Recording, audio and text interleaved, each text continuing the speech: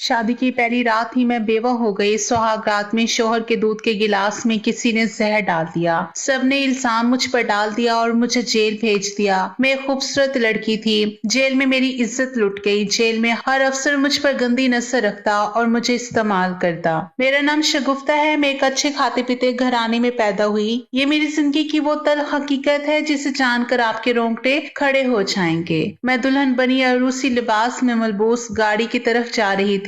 मुझे कुछ होश नहीं था कि मुझे गाड़ी की तरफ कौन लेके जा रहा है। माजी का एक एक पल मेरी आंखों के सामने घूमने लगा। जिंदगी में वैसे ही बहुत दुख मौजूद थे और अब जब मुझे लगा कि जिंदगी आसान होने लगी है तो ना जाने दिल खाली खाली महसूस होने लगा। ऐसा लग रहा था जैसे सब कुछ खत्म हो गया है, जबकि अभी तो मेरी नई जिंदगी की शुरुआत हुई थी। आज मेरा निकाह था और मेरा निकाह एक माजूर से होने जा रहा था। जेल से निकलते ही उस माजूर ने मुझे निकाह की पेशकश की जिसे मैं जानती तक ना थी। हाँ, अलबत्ता उसे एक दो बार मैंने घर के रास्ते में देखा जरूर था। जेल से निकलते वक्त मेरा दिमाग सुन्न हो रहा था और सर चकराने लगा था। ऐसे में जब उसने मुझसे शादी की पेशकश की तो मैंने कुछ भी सोचे समझे बगैर हाँ कर दी और अब मेरा दिल सूखे पत्ते की मानत लरसने लगा। अगर मेरा ये फैसला गलत साबित हो गया तो मैं क्या करूंगी? घर वालों ने तो मुझे कबूल करने से इनकार कर दिया था।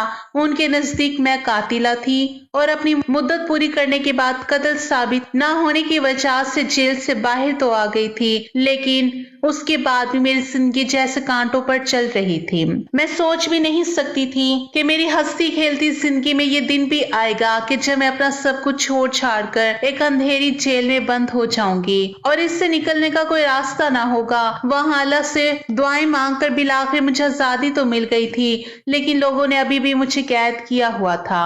मैं जिंदगी से थक चुकी थी। चाहती थी कि मुझे मौत आ जाए, लेकिन मौत भी मुझे आ नहीं रही थी। ऐसे में जब माजूर मुझे रास्ते में मिला जिसने शादी की पेशकश की तो मैं रह ना पाई और मैंने फौरन हाँ कर दी और आज मेरा उससे निकाह हो चुका था। जबकि दिल काफी हद तक डरा सहमा था। मुझे गाड़ी में लेकर जाया जाने लगा तो मैं हैरान रह गई, भला मजदूर के पास गाड़ी कैसे आ सकती है? उसके पास तो गाड़ी नहीं होनी चाहिए और जिस इलाके में गाड़ी जा रही थी वो इलाका मेरा जाना पहचाना था।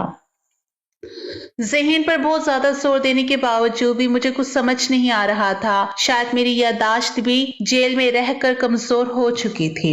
मैंने हर फिक्र से खुद को आजाद करने की कोशिश की और सर झटक कर गाड़ी की सीट से अपना सर टिका दिया। कुछ भी फायदा नहीं है, जो होगा देखा जाएगा। अगर मेरे हक में ये बेहतर हुआ तो ठीक, वरना जिस तरह जिंदगी के दूसरे दुख मैंने सह लिए हैं ये दुख भी सह लूंगी। गाड़ियां जहाँ रास्तों पर चलती रही, जहां तक कि एक झटके से एक बड़े घर के सामने रुकी तो मैं हैरान रह गई। मैंने फौरन गाड़ी से उतरना मुनासिब ना समझा। मेरे शौहर मेरे साथ मौजूद नहीं थे। उन्होंने मुझे कहा कि मैं तुम्हें घर पे मिलूंगा, तुम बस दुल्हन का लिबास पहनकर गाड़ी में बैठकर आ जाना। और मैंने उस वक्त उनसे सवाल नहीं किया। जैसे ही मैं घर के अंदर गई तो मेरी आंखें हैरत से फटी की फटी रह गई। मैं टुकर टुकर वहां मौजूदा तमाम चीजों को देखने लगी जो अपने महंगे होने का चीख चीख कर ऐलान कर रही थी। हर चीज अपनी जगह इंतहाई अहमियत की हामिल थी और काफी हद तक शहाना तर्ज जिंदगी की तरफ इशारा कर रही थी। मेरा दिल बैठता चला गया, यानी कहीं इस मजदूर ने मुझे किसी अमीर सादे को बेच तो नहीं दिया। मैं इतनी बेवकूफ हो सकती हूँ? मेरा दिल चाहा कि मैं उल्टे कदमों वापस लौट जाऊं और फिर कभी दोबारा यहाँ ना आऊं। मैं वैसे ही धोखा खा चुकी थी अपनों से। मुझे छोड़ दिया था, पर अब मेरे पास और कोई चारा ना था। मैं हिम्मत करके कदम आगे बढ़ाती रही, यहाँ तक कि मुझे एक मुलाजमा ने आके हाथ पकड़कर मेरे कमरे तक पहुंचाया। ये घर मुझे जाना पहचाना लग रहा था। ऐसा लग रहा था जैसे मैं यहाँ पहले भी आ चुकी हूँ, कि शायद ये मेरा वहम था। मुझे कुछ समझ नहीं आ रहा था। मैं वहां बैठी कमरे में अपने शौहर का इंतजार करने लगी। तकरीबन 2 घंटे ऐसे ही गुजर गए। अब मेरा दिल बैठता चला गया। इससे पहले कि मैं उठ के बाहर निकलती किसी खटके की आवाज हुई। मैं समझ गई कि मेरा शौहर अंदर दाखिल हो रहा है। दरवाजा खुला और फिर बंद हुआ। मैंने निगाहें उठाकर देखा तो अपनी जगह पत्थर की हो गई। मेरे सामने जो शख्स मौजूद था वो माजूर तो वो हरगिज ना था। तो फिर मेरा किससे निकाह हुआ? मैंने अपने जहन पर जोर दे के अपने शौहर का नाम याद करने की कोशिश की। मैं जिंदगी से इस कदर बेजार हो गई थी कि निकाह के वक्त मैंने अपने शौहर के नाम पे तवज्जो ही ना दी। मैं तो इस सहारे की तलाश में थी और बस मुझे वो सहारा चाहिए था। झोपड़ी में रखे या महल में मुझे इससे क्या फर्क पड़ता था, पर अब मेरी बर्दाश्त की हद खत्म हो गई थी। मैं एकदम से अपनी जगह से खड़ी होकर सामने मौजूदा शख्स का चेहरा देखने लगी। तुम यहाँ क्या कर रहे हो? मेरे शौहर कहाँ हैं? इन्हें बुलाओ, मैं तुम्हारी शक्ल तक नहीं देखना चाहती। मैंने चिल्लाकर कहा तो पहले तो मेरे शौहर की आंखों में हैरत नजर आई और फिर उसके बाद उससे जोर जोर से हंसते हुए मेरी तरफ देखा। क्या हो गया है तुम्हें? मैं ही तो तुम्हारा शौहर हूँ। क्या तुम मुझे भूल गई हो? शाह मैं पहचान में नहीं आ रहा। अपने शौहर का सवाल सुनकर मुझे ऐसे लगा कि सात आसमान अपनी कुव्वत के साथ मेरे ऊपर आ गिरे हो और मैं किसी की नहीं रही। मैंने रोते हुए निगाहें उठा के अपने शौहर की तरफ देखा। खुदा का वास्ता है मुझे आजाद कर दो, मैं तुम्हारे साथ नहीं रह सकती। तुम मेरी खुशियों के कातिल हो। तुम ही वो शख्स हो जिसने मुझे एक ऐसी जिंदगी गुजारने पे मजबूर कर दिया जो मैं बिल्कुल भी नहीं गुजारना चाहती थी। तुम्हारी वजह से मेरा सब कुछ छीन गया। अब मैं तुम्हें अपनी जिंदगी में कैसे शामिल कर सकती हूँ? मैं वहीं जमीन पे बैठती चली गई। मेरे पैरों तले से जमीन निकल गई और मेरे लिए खड़ा होना दोपहर हो गया। मेरा सर जोर जोर से चकराने लगा। एकदम से दिल की धड़कन कम होती चली गई। मैंने बेख्तियार सीने में हाथ रखकर धुंधलाती हुई निगाहों से जो आखिरी मंजर देखा वो मेरे शौहर का मेरी तरफ बढ़ना था, जिसे मैं अपना शौहर मानने के लिए तैयार नहीं थी। उसके बाद मेरा ज़हन अंधेरे में डूब चुका था और मुझे कुछ याद नहीं रहा। और ये मेरी जिंदगी की इंतहाई तल्ख हकीकत है जिससे मैं आज तक नजर चुराती आई हूँ। लेकिन अब मैं थक गई हूँ और चाहती हूँ कि सब ठीक हो जाए, पर मुझे कोई उम्मीद नजर नहीं आती कि मेरी जिंदगी में अब सब कुछ पहले जैसा हो सकता है। मैं अपने वालिदैन की सबसे छोटी बेटी थी। वालिदैन ने इंतहाई लाड प्यार से पाला था। घर में दौलत की रेल पेल थी। मुझे पढ़ने लिखने का बहुत शौक था, इसलिए मैंने कॉलेज में दाखिला ले लिया। इससे पहले मेरी बहनों की शादी हो गई थी। मेरे दो ही भाई थे जो माँ बाप का इकलौता सहारा थे और फिर उसके बाद मैं पैदा हुई। इस वजह से मुझे भी उसके बराबर ही प्यार मिला। जिंदगी हसीन थी, बिल्कुल शहजादियों वाली। अबू की मैं लाडली थी, इसलिए मेरी हर ख्वाहिश पूरी होती, पर नहीं जानती थी कि शादी के बाद मेरी जिंदगी एक ऐसे मोड़ पर आ जाएगी जिसके बाद मैं कभी खुद को महफूज तस्वुर नहीं कर सकूंगी और जिंदगी हमेशा हमेशा के लिए बदल जाएगी। कॉलेज में मैंने कदम रखा तो मेरे रिश्ते आने लगे थे। अम्मी अबू को वैसे भी मेरी शादी की फिक्र हो गई थी क्योंकि उन्होंने मेरी बहनों की जल्दी शादी कर दी और इस वजह से उन्हें लगता था कि मेरी शादी भी जल्दी हो जानी चाहिए। पर मैं पढ़ लिख कर अपने ख्वाबों को पूरा करना चाहती थी। मेरा मकसद था मैं डॉक्टर बनूं और सबकी खिदमत करूं। मैंने अपने इस ख्वाब का जिक्र अपने वालिद साहब से भी किया और वो मेरा साथ देने के लिए तैयार थे, पर हर माँ की तरह मेरी माँ को भी मेरी फिक्र लगी रहती। उन्होंने मेरे लिए रिश्ता देखने शुरू कर दिए। यहाँ ये बात बताती चलूं कि अबू के भाई ने शुरू से ही अबू के कान में ये बात डाल दी कि मेरे लियाकत के लिए तो शगुफ्ता ही ठीक रहेगी, जबकि मेरे दिल में ऐसी कोई बात नहीं थी। मैंने अपने वालिद साहब को साफ और वाज़ेह तौर पर बता दिया कि मैं लियाकत से शादी नहीं करूंगी क्योंकि मैं उसे पसंद नहीं करती और मुझसे उम्र में भी कई गुना बड़ा है, यानी तकरीबन हमारे दरमियान 5-6 साल का फर्क तो लाजमी था। जबकि ताया ने भी अम्मी से दरखास्त की कि शगुफ्ता को हमारी बहू बना दें और इस वजह से इन दोनों भाइयों के दरमियान इख्तलाफात पैदा हो गए थे। मैंने अम्मी को साफ और वाज़ेह तौर पर बता दिया कि मैं रिश्तेदारों में से किसी से भी शादी नहीं करूंगी। अगर आप किसी एक को भी हाँ कहेंगे तो दूसरे का दिल टूट जाएगा और मैं इस तरह की फसाद वाली शादी हरगिज नहीं कर सकती। अब वो मेरी सोच के कायल हो गए, लेकिन अम्मी की चूंकि ताईजान से काफी हद तक दोस्ती थी इसलिए उन्होंने मुझे बिला के मेरे कजन लियाकत के लिए मना लिया। मेरी मंगनी की खबर आम हो चुकी थी, जबकि अभी मैंने खुद फैसला नहीं लिया था।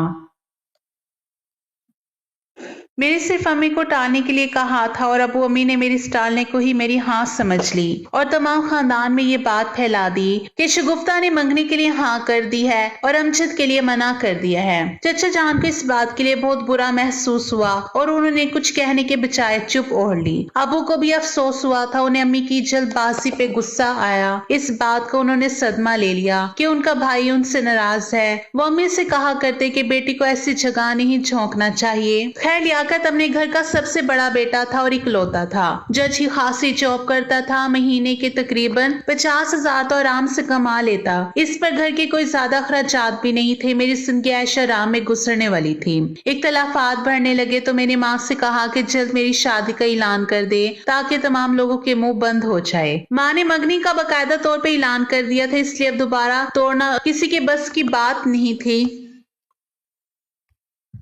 अपनी जात को यूं मौजू बनता देखना मेरे लिए बहुत तकलीफ दह था। इसलिए मैंने माँ से कहा कि आप लियाकत और मेरी शादी की तारीख तय कर दें। मैंने खुद अपने मुंह से ये बात कही थी।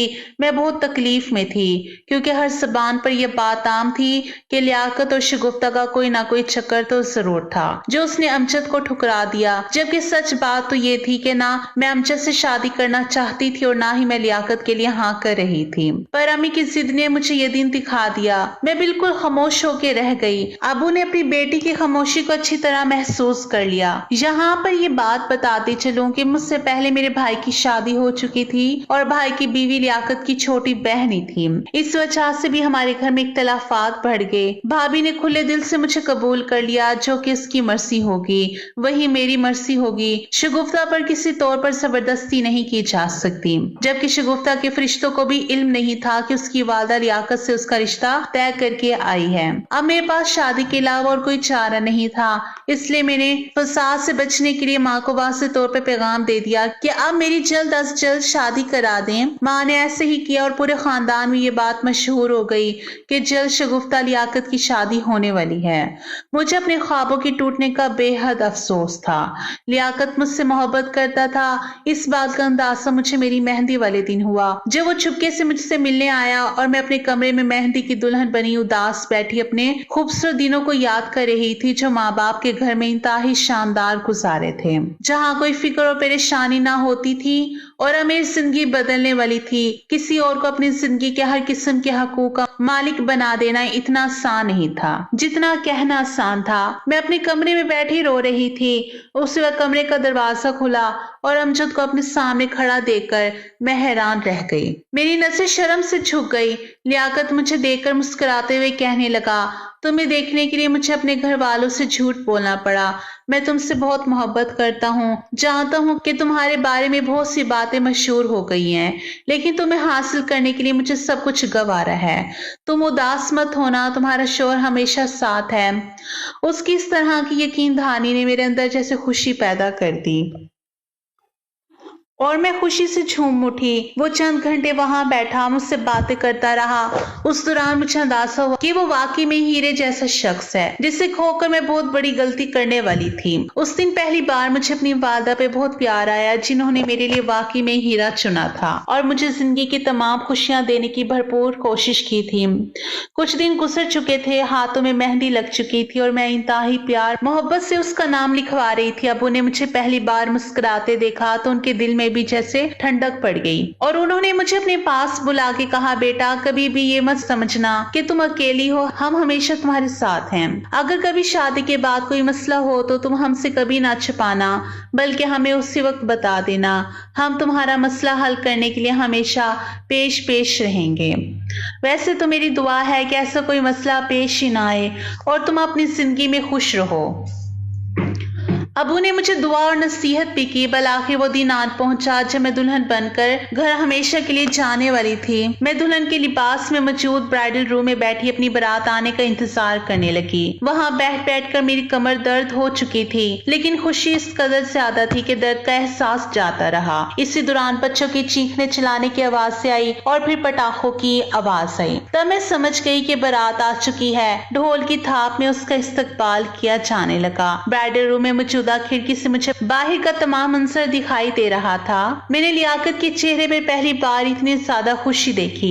वो बार बार हंस रहा था, मुस्कुरा रहा था। तभी मैंने एक हैरत अंगेज मंजर देखा। अपने मुंह पर दुपट्टा और एक लड़की आगे बढ़ी और उसने मेरे शोहर को दूध का गिलास दूध पिलाई के लिए पेश किया। उन्होंने बारात के साथ रक्स करते हुए बातों ही बातों में वो दूध का पूरा गिलास पीकर उसी लड़के को वापस किया और वो लड़की हॉल में आने के बजाय कहीं गायब हो गई। मैं ये मंजर आंखों से देख रही थी। मुझे बहुत अजीब सा लगा और मैंने सर झटककर अपनी खुशियों की तरफ अपनी तवज्जो मरकूज कर दी। लेकिन मुझे क्या पता था कि वही लड़की मेरी खुशियों की कातिल है। मेरे शोहर अचानक रक्स करते करते रुक गए। उन्हें गर्मी सी महसूस होने लगी। उन्होंने अपनी शेरवानी के बटन खोल दिए। उनकी तबीयत खराब होने लगी। उन्हें हाल में लाया गया, मेरे सामने बिठाया गया। तबीयत बहाल हुई तो फौरन से निकाह कर दिया गया और रुखसती का शोर उठा। तब अम्मी दूध लेके आई तो वह हैरान हुआ। आंटी, ये दूध तो मुझे पहले भी किसी ने दिया था, क्या आपने नहीं भिजवाया था? अम्मी ने फटी फटी निगाहों से मेरी तरफ देखा। नहीं बेटा, मैंने नहीं भिजवाया था, ये तुम्हारी बीवी ने भिजवाया होगा। क्या पता उसे बहुत शौक हो अपने शोहर का इस तरह इस्तकबाल करने का। मेरी एक कजन ने चुटकुला छोड़ा तो मैं खौफजदा निगाहों से अपने शोहर की तरफ देखने लगी। वो मंजर उस वक्त भी अजीब लगा और अब दोबारा से इस बात का तज़किरा मेरी छठी हिस्स मुझे किसी अनहोनी का एहसास दिलाने लगी तो मैं हैरान रह गई। दिल घबराने लगा। मेरे शोहर की तबीयत के पेश नजर शादी की तमाम रस्मात को कैंसिल करके जल्द अज जल्द मेरी रुखसती का ऐलान कर दिया गया और मैं रोते हुए अपने माँ बाप की दुआओं के साए में अपने कमरे में आ गई। मेरे शोहर जैसे ही कमरे में कदम रखकर मेरे पास आए तो उन्हें खून की एक बहुत बड़ी उल्टी हुई और मैं अपनी जगह साकित रह गई। उन्होंने मेरे हाथ में दम तोड़ दिया। वो मेरी तरफ देख भी ना सके, ना मुस्कुरा सके और हमेशा हमेशा के लिए आंखें बंद करके इस दुनिया से रुखसत हो गए। मैं फटी फटी निगाहों से ये मंजर देखती रही और फिर उसके बाद मैंने ऊंचा ऊंचा रोना शुरू कर दिया। मैंने उन्हें वही पलंग पर लिटाया अपने खून आलूदा हाथों को देखा। मेरा पूरा अरूसी लिबास खून आलूदा हो चुका था। मैं भाग कर आई तो तमाम घर वाले मुझे देखकर हैरान रह गए। क्या हुआ, क्या हुआ? मेरी बेटी, तुम रो क्यों रही हो? मैंने अंदर इशारा किया तो वो लोग भाग कर वहां आए और फिर दूसरे ही लम्हे चची जान ने मुड़कर मुझे एक जोरदार थप्पड़ रसीद किया। नामुराद तेरे आने से मेरा बेटा चला गया, जरूर तेरी कारस्तानी होगी।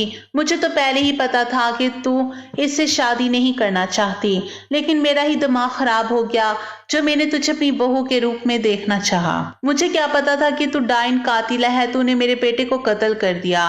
तेरे हाथ खून से रंगे हुए हैं। वो सीने पर हाथ मारकर जोर जोर से रो रही थी और मैं हैरानी से ये मंजर देख रही थी। मेरा दिमाग जैसे सुनसा हो गया। मैंने कुछ भी नहीं किया है। मैंने रोते हुए बुलंद आवाज से अपनी गवाही देना चाही। मैं बेगुनाह थी। मैं तो लियाकत से मोहब्बत करने लगी थी, भला मैं उसे क्यों कत्ल करती? चचा जान ने भी आगे बढ़कर मुझ पर थप्पड़ों की बरसात कर दी। अगर तुझे मेरा बेटा पसंद नहीं था तो उसी वक्त मना कर देती। अमजद के लिए तूने मेरे बेटे को मार दिया, मैं तुझे नहीं छोड़ूंगा। उन्होंने उसी वक्त पुलिस को फोन करके बुलाया और पुलिस ने मुझे गिरफ्तार कर लिया। मैं अपनी सफाइयां देती रही लेकिन किसी ने मेरी एक ना सुनी और यूं सब ने मुझे कातिल करार दे दिया। मैं जेल में आ चुकी थी, दुल्हन के लिबास में जेल में मौजूद थी। किसी ने मुझे लिबास तब्दील करने का वक्त भी ना दिया। मैं रोती रही, चिल्लाती रही। मुझ पर कत्ल का मुकदमा दर्ज हो चुका था। मेरे घर वालों ने भी मुझसे आंखें फेर ली क्योंकि उन्हें भी लगता था कि शायद मैंने ये कदम उठाया है। मैंने रो रो कर सामने हाथ जोड़े, उन्हें अपनी बेगुनाही का यकीन दिलाना चाहा, लेकिन सबने आंखें फेर ली। अब वो ये सदमा बर्दाश्त ना कर सके और इस दुनिया से रुखसत हो गए। अम्मी बेवा हो चुकी थी। भाई ने भी मुझसे ताल्लुक तोड़ दिया। ऐसे में मेरा घर आना तो मुकम्मल तौर पर बर्बाद हो गया। मैं खुद बर्बाद हो गई। शादी की पहली रात ही बेवा हो चुकी थी, लेकिन किसी को मेरा दर्द नजर नहीं आ रहा था। मेरी सास सुनकर जवान बेटा गया। मुझे मालूम है कि ये दर्द बहुत बुरा होता है। जवान मौत को पहले ही बुरा कर देती है। फिर इसमें मेरा क्या कसूर था? मुझे भी तो दुख पहुंचा था। मेरा भी तो शोहर दुनिया से रुखसत हुआ था। लेकिन इन तमाम लोगों ने मिलकर मुझ पर इल्जाम तराशी शुरू कर दिया और मुझे जेल तक बंद करवा दिया। उनके नजदीक इन सब के पीछे मैं और अमजद मिले हुए थे। مجھے شادی میں اس کا کہیں نظر نہ آیا، نہ اس نے مجھے بچانے کی کوشش کی۔ مجھے حیرت ہو کہ یہ سب کچھ کیا ہو رہا ہے۔ میں وہیں جیل میں بیٹھی اپنی بے گناہی کا انتظار کرتی رہی کہ کب میں بے گناہ ثابت ہوں گی اور کب اللہ پاک مجھے یہاں اس جیل کی اندھیری کوٹری سے نکالے گا۔ زندگی یوں رخ بدلے گی میں نے کبھی نہیں سوچا تھا۔ میں رو کر ہر روز اللہ سے یہی دعا کرتی کہ یا اللہ میری بے گناہی ثابت ہو جائے اور میں یہاں سے چھٹ کر نکل جاؤں۔ نہ جانے کس کی بد دعا لگ گئی تھی، مجھے شاید امجد کی بد دعا لگ گئی تھی۔ مجھے آج تک یہ معلوم نہ ہو سکا کہ میرے شوہر کا قاتل کون تھا، پر حیرت انگیز طور پر یہ بات ہوئی کہ مجھے جیل میں خط ملنا شروع ہو گئے جس میں اس بات کا اعتراف کیا جاتا تھا کہ میں نے تمہارے شوہر کو مارا ہے، مجھے معاف کر دینا۔ مجھے اس بات کا بہت افسوس ہے، پر اس سے کہیں زیادہ افسوس مجھے اس بات کا ہے کہ تم میری وجہ سے جیل کی سلاخوں کے پیچھے ہو۔ میں نے عدالت میں ثبوت کے طور پر وہ خط جمع کروانے کی کوشش کی، لیکن جیل میں شاید تمام لوگ رشوت کھا کے بیٹھے تھے۔ انہوں نے میرا خط عدالت تک پہنچنے سے پہلے ہی برباد کر دیا۔ اب تو جیل میں وہ خط ملنا بھی بند ہو چکے تھے۔ میں تقریباً 3 سال تک جیل کی سلاخوں کے پیچھے رہی۔ جیلر ایک انتہائی بد کردار شخص تھا۔ وہاں موجودہ جیل کی ہر عورت کو اس نے برباد کرنے کی کوشش کی۔ مجھے نہیں معلوم تھا کہ میری باری بھی جلدی آنے والی ہے اور وہ مجھے پورا برباد کر کے چھوڑے گا۔ افسوس اس وقت ہوا جب رات کے آخری پہر میں نے جیلر کو اپنی اندھیری کوٹری میں پایا اور پھر اس کے بعد اس نے مجھ پہ حملہ کر دیا۔ میں چلائی چینکی پر وہاں میری مدد کے لیے کوئی بھی نہ آیا۔ اس نے میری عزت کو تار تار کر دیا۔ محض 22 سال کی عمر میں نے اپنی زندگی کو انتہائی برے دنوں کا سامنا کر لیا۔ اس دن میں شدت سے روئی اور گڑ گڑا کر اللہ سے دعا مانگی کہ یا اللہ اب میرے صبر کی حد مکمل ہو چکی ہے، میرے صبر کا پیمانہ لبریز ہو گیا ہے، میں مزید یہاں نہیں رہنا چاہتی۔ یا اللہ تو کوئی راستہ نکال، میں یہاں سے جانا چاہتی ہوں۔ مجھے یہاں سے باعزت بری کر دی۔ صبح ہوتے ہی میں زور زور سے رونا شروع کیا تو جس جیلر کی ڈیوٹی ختم ہوئی تھی اس نے مجھے ڈرانے دھمکانے کی کوشش کی اور اب میرے پاس کھونے کے لیے کچھ بھی نہ بچا تھا، واحد عزت ہی جو میں کھو چکی تھی۔ اس لیے میں نے اس کی کسی ذات کو خاطر میں لائے بغیر زور زور سے وہاں موجودہ تمام لوگوں کو یہ کہنا شروع کر دیا کہ اس شخص نے میری عزت پہ حملہ کیا ہے اور مجھے لوٹ لیا ہے، میں اس پر مقدمہ درج کروانا چاہتی ہوں۔ خوش قسمتی یہ تھی کہ وہاں موجودہ کانسٹیبل رحم دل تھا اور اس نے میری بات عدالت تک پہنچا دی، پر میں نہیں جانتی تھی کہ میری آواز صرف جیل کی حدود تک محدود نہیں رہی بلکہ اس باز گشت دور دور تک سنائی دی گئی۔ میں رو پڑی تھی۔ یہ خبر ٹیلی ویژن پر ایک پٹی کی صورت میں چل پڑی کہ جیل میں موجودہ قاتلہ لڑکی پر جیلر کی طرف سے حملہ۔ مجھے باقاعدہ طور پر وہاں کمرے میں بلا کر یہ خبر سنائی گئی۔ میں نے اپنا سر جھکا لیا تھا۔ یہی سچ تھا، میرے پاس کھونے کے لیے کچھ بھی نہیں بچا تھا۔ عزت تو چلی گئی تھی، اب اگر یہ عزت دوبارہ اچھل جاتی تو اس میں کیا ہی برا تھا۔ میں کسی حال میں بھی اس جیلر کو نہیں چھوڑ سکتی تھی جس نے مجھ سے پہلے بھی نہ جانے کتنی عورتوں کے ساتھ غلط سلوک کیا۔ میں رو رو کے تھک چکی تھی۔ میڈیا کے لوگوں نے آ کے مجھ سے بیان لیا جب میں نے ہاتھ چھوڑ کر وہاں لوگوں سے کہا کہ میرے کیس میں دوبارہ سے نظر ثانی کی جائے۔ میں نے اپنے شوہر کو نہیں مارا، یہ بات جنگل کی آگ کی طرح پورے میڈیا میں پھیل گئی۔ پہلے نئے سرے سے میری کیس کو دیکھا جانے لگا۔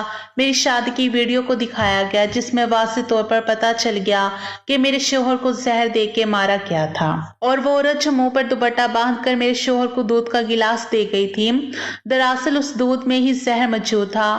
میں باعزت بری ہو گئی، لیکن جو خبر اس خبر سے پہلے پھیل چکی تھی کہ جیلر نے میری عزت لوٹ لی، میرے گھر والوں نے مجھ سے لا تعلقی کا اعلان کر دیا۔ امی کے رحم و کرم پر تھی، کیسے مجھے اپنے گھر میں قبول کرتی۔ مجھے لگا کہ میری زندگی آسان ہو گئی ہے، لیکن لوگ مجھ سے معافی مانگیں گے، مجھ سے ہمدردی کریں گے اور مجھے ایک بار پھر سے اپنے گھر میں پناہ مل جائے گی۔ لیکن میں بے حد غلط ہی، جو کچھ میں نے سوچا تھا سب کچھ اس کے برعکس ہوا۔ سب نے مجھ سے معافی تو نہیں مانگی، انہوں نے تو ابھی تک مجھے ہی قاتل قرار دیا تھا۔ انہوں نے مجھے صاف طور پر کہہ دیا کہ چاہے تم باعزت بری ہو چکی ہو، تمہارا کیس کھل چکا ہے، لیکن ہمارے بیٹے کی موت کی ذمہ دار تم ہی ہو۔ تم اس کی زندگی میں آئی، تم ہی نے اسے اس دنیا سے رخصت کیا۔ रुखसत कर दिया, हम तुम्हें क़यामत तक माफ नहीं करेंगे।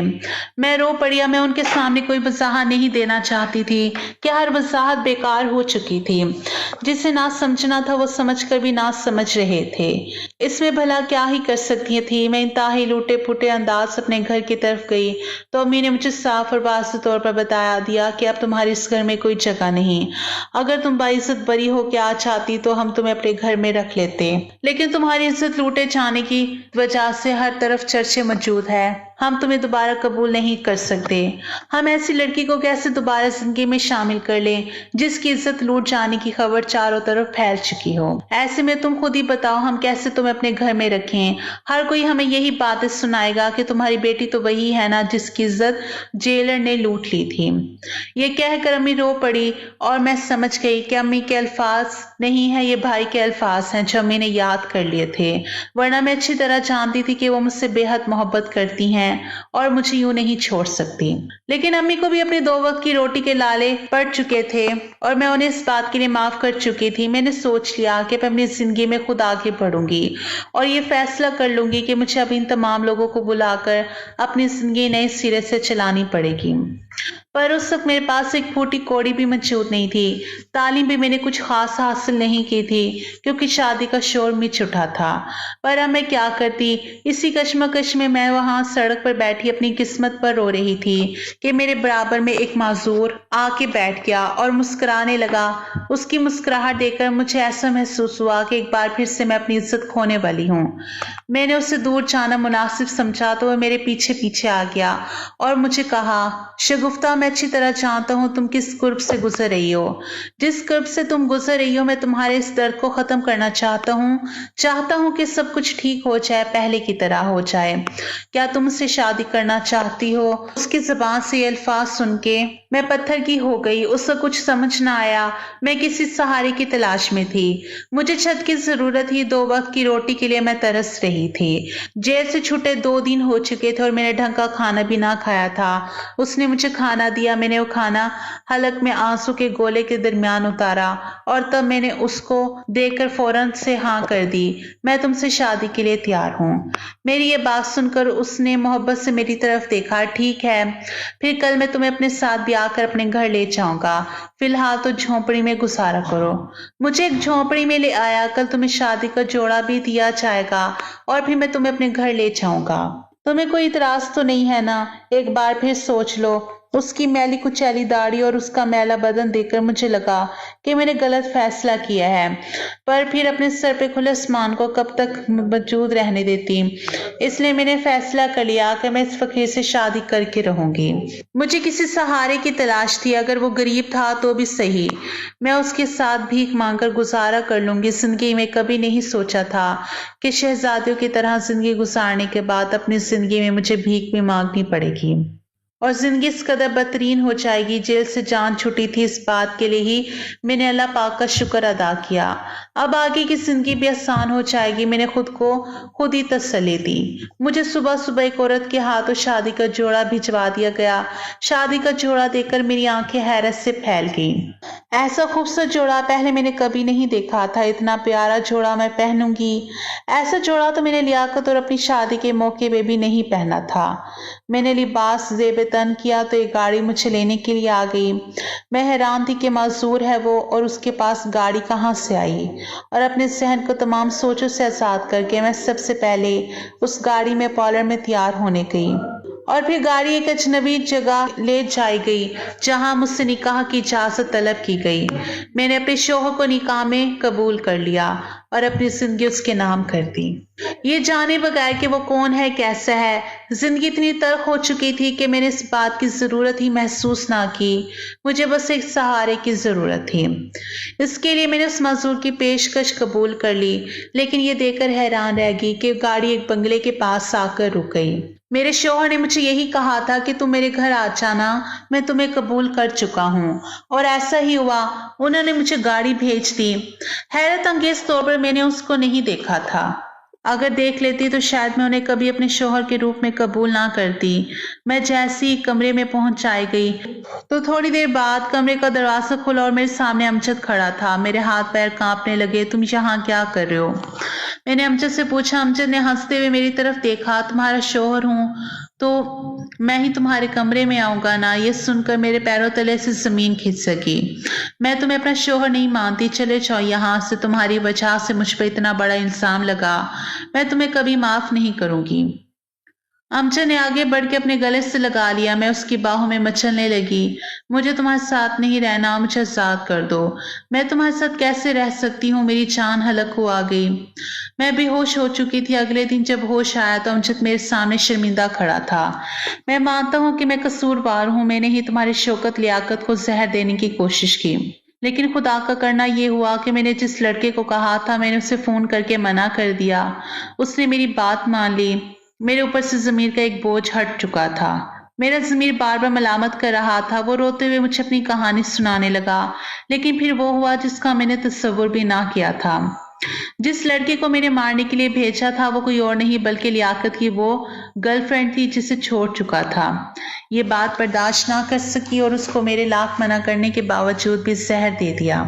कहीं ना कहीं मैं ही कसूरवार था। मैं इस हकीकत को कबूल कर चुका था कि तुम अब लियाकत की हो चुकी हो, लेकिन शायद उसने इस हकीकत को कबूल ना किया।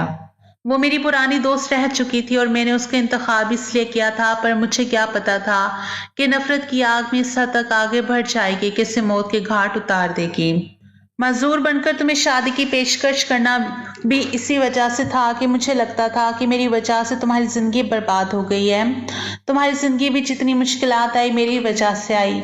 मैं अपना घर बार सब कुछ छोड़ चुका था। मेरा ज़हनी तवाज़ुन जैसे अपनी जगह पे ना रहा था। जिस दिन मुझे ये पता चला कि तुम जेल से रहा हो के वापस आ रही हो, तब मैंने सोच लिया कि मैं तुम्हें उसी वक्त रास्ते में घेर कर शादी की पेशकश करूंगा। अगर तुमने शादी की पेशकश कबूल कर ली तो मैं तुम्हें जिंदगी में तमाम खुशियां दूंगा, और अगर तुमने शादी की पेशकश कबूल ना की तो उस दिन मेरी जिंदगी का भी आखिरी धुन होगा। मैंने सुन होते दिमाग के साथ अमजद की जबान से ये कहानी सुनी। मैं हिचकियों से रो रही थी। वो मेरे पास खड़ा मेरे आंसू पोंछ रहा था। अगर घर वालों को पता चलेगा तो वो क्या सोचेंगे कि वाकई मैं इसकी कातिला हूँ। मगर सच में मुझसे मोहब्बत करते हो तो ये मुकदमा हमेशा हमेशा के लिए मुझ पर से खत्म करो और इसके कातिलों को गिरफ्तार करो, तभी मेरे दिल को सुकून पहुंचेगा। अमजद ने मुझसे वादा किया और अगले दिन ही वो अपनी गवाही लेकर थाने पहुंच चुका था। थाने वालों ने उसकी गवाही पर उसकी गर्लफ्रेंड को गिरफ्तार कर लिया और यूं मेरी जिंदगी के वो इंतहाई मुश्किल दिन जो मैंने काटे थे वो गुजर चुके थे।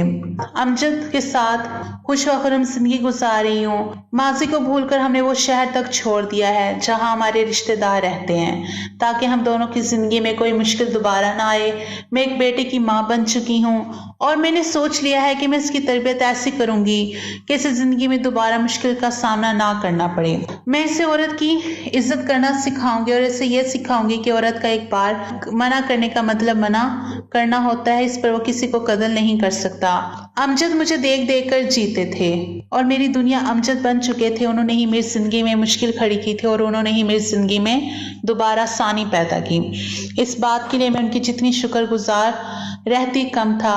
हम दोनों ने तमाम इख्तलाफात और माजी की तमाम तलखियों को भुलाकर अपनी जिंदगी का आगाज कर दिया और अब हम 3 बच्चों के वालिदैन बन चुके थे। हमने अपने बच्चों को हर किस्म की बेहतरीन तरबियत फराहम की और ये साबित कर दिया कि ज़िंदगी में अगर मुश्किलात आती हैं तो फिर अल्लाह पाक आसानियाँ भी पैदा करता है, और मेरी ज़िंदगी तो इस बात की सबसे बड़ी मिसाल थी।